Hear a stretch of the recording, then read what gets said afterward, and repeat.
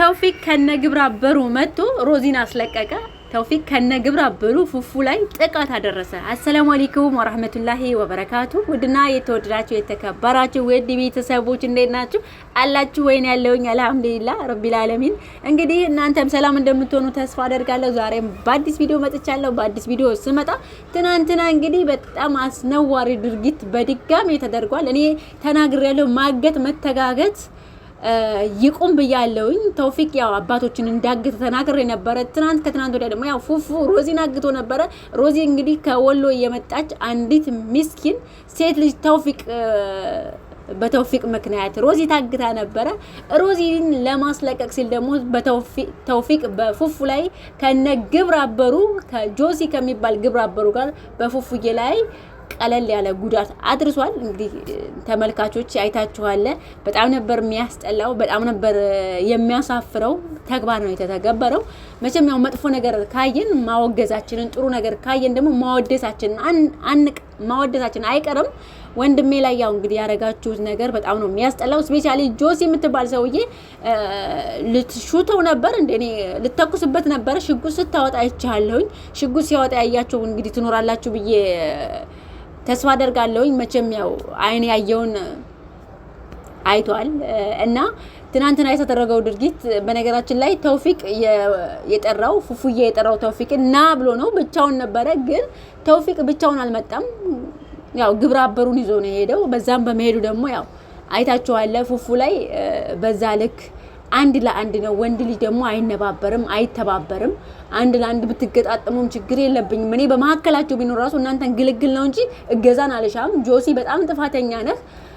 ፉፉና ተውፊቅ እንኳን ቢያያዙ አንተ ገላጋይ ነበር መሆን ያለብህ፣ ማገዝ የለብህም ነበረ። እናንተ በዛ አይነት በምትጥሉበት ሰዓት እዛ ሳይት ነው። እዛ ሳይት ላይ ቢስማር አለ፣ ብሎኬት አለ፣ እንጨት አለ፣ የተለያዩ ነገር አለ። ከኋላው ውሃ ልክ አለ።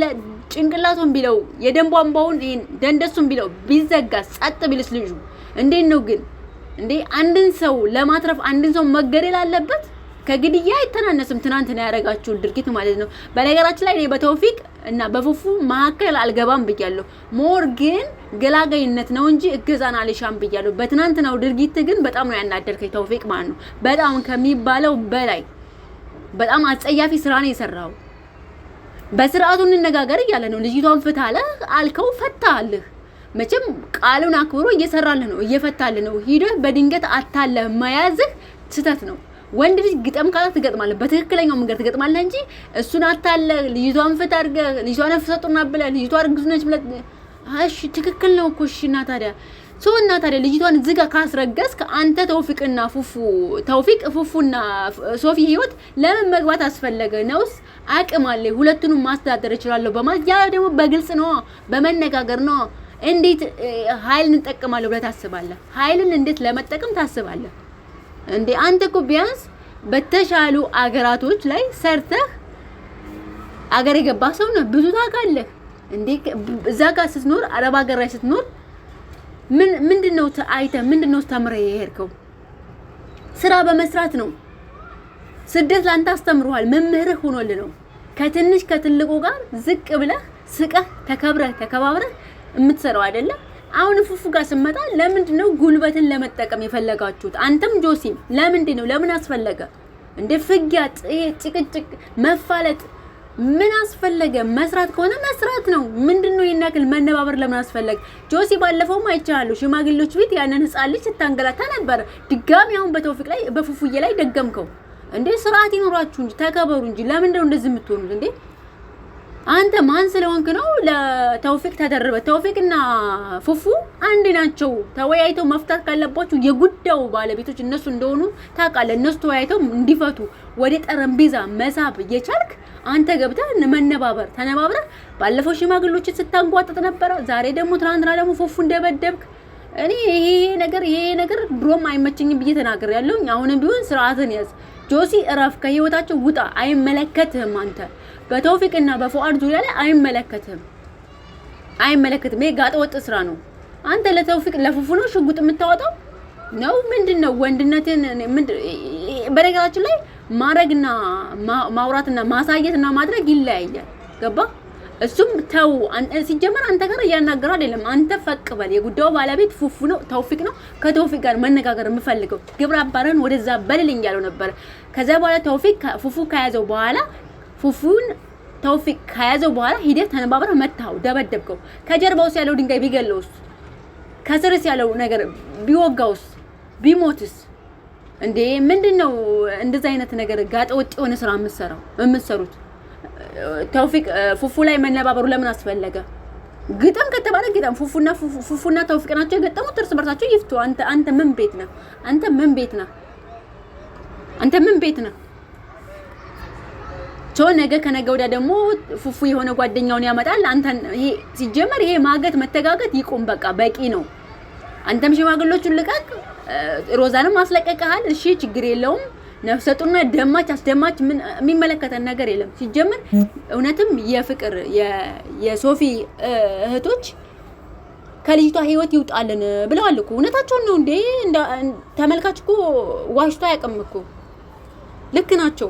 ህይወቷን በሙሉ በእንደዚህ አይነት ሀያት ውስጥ እንዴት ነው የምትኖረው? ካስረገዝክ በቃ አስረገዝክ ነው። ሚስትን ቀጥ ለጥለህ መያዝ ነው። ልጅቷ የፈለገችው ህይወት መኖር ነው በቃ። ስለዚህ ተውፊቅ ከሶፊም ሆነ ከፉፉ ህይወት ውጣ አላቸው። በቃ አለቀ፣ አከተመ።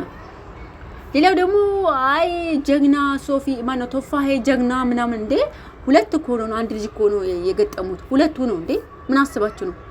እንደውም ለዛውም ደግሞ ጊዜ ወስዶባቸዋል። ርቀታቸውን ድንጋያቸውን ላያቸው ላይ ያለውን ድንጋያቸውን እስከሚጥሉ ጥለው ርቀታቸውን እስከሚጠብቁ ድረስ ከዛ በኋላ ነው እንጂ አለዛ በፍጹም በዛው በነበረበት አቋሙ ላይ ቢሆን ፉአድ አይነኩትም ነበረ።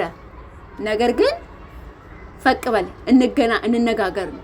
እኔ አንተን የጠራኸው ተነጋግረን እንድንፈታ ነው። ደግሞ ማገት ምን እንደሆነ እንዲያሳይ ነው እንጂ አለዛ የመረረ ጉዳት ሮዛ ላይ ያደርሳል የሚል ፉአድ በፍጹም የለኝም ማለት ነው። የለኝም። አውቃለሁ ፉአድ ምን ያክል ለሴት ልጅ ክብር እንዳለው፣ ምን ያክል ክብር ለሴት ልጅ እንዳለው አውቃለሁ። ስለዚህ ይሄን ያክል ጆሲ የምትባል ሰውዬ ምን አስበህ ነው? ቆይ ምን አስበህ ነው እንደዚህ ይሄን ያክል ያዙ ይልቀቁኝ፣ እሹታለሁኝ፣ እለቃለሁ፣ ተኩሳለሁ ስትል ትገባበዝ የነበረው? ይሄ ነገር አንተንም በህግ ያስጠይቃል እኮ። አንድ ግለሰብ ላይ የግድያ ሙከራ ማድረግ ማለት ነው እንዴ! ታው እንጂ ሰዎች። በነገራችን ላይ ሌላው ደግሞ ኦዲንሶች ተውፊቅ ትናንትና ኦዲንሶችን ተሳርቧል እየተባለ ነው። ምናልባት ነገር ሲያመልጥና ራስ ሲመለጥ አያስታውቅምና የምላስ ወለምታ ነው፣ የንግግር ስህተት ነው ብላችሁ ተረዱት። ሁለታቸውም እኛ ወንድሞቻችን ናቸው፣ ይስሩ ብለናል። ወደን ፈቅደን ነው ይስሩ፣ ኑልን፣ ስሩልን ብለን እስከሆነ ድረስ ይሄ ከዚህ በኋላ ደግሞ ራሴን ወገቤ ማለት አስፈላጊ አይደለም።